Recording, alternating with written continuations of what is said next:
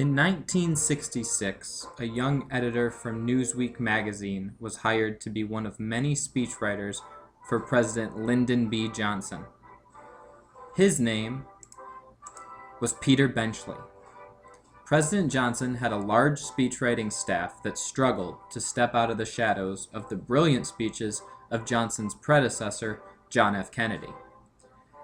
In an effort to make his speeches great, President Johnson established the former president of NBC as his head speechwriter. His name was Robert Kintner. Now by 1968, just 2 years later, the young Newsweek editor proved to be so bad at his job that his boss, Robert Kintner, had to fire him.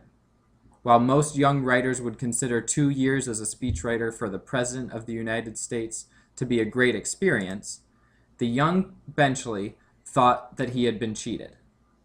6 years later, the jilted Benchley published his first novel, a book about a great white shark that terrorizes a New England resort community. It was called Jaws.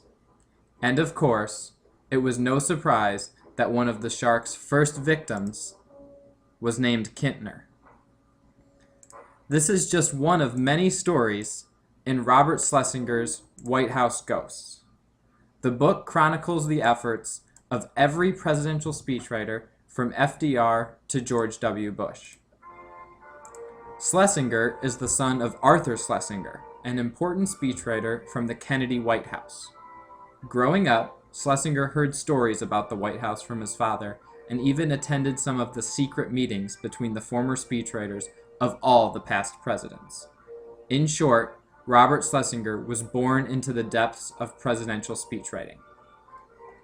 Other great stories from this book include John Steinbeck's insistence on writing speeches for LBJ, the possibility that President Kennedy tricked the nation into thinking he wrote "Ask Not What Your Country Can Do for You," and the story of Ben Stein, the lowly speechwriter who later became famous for his role in a Matthew Broderick movie.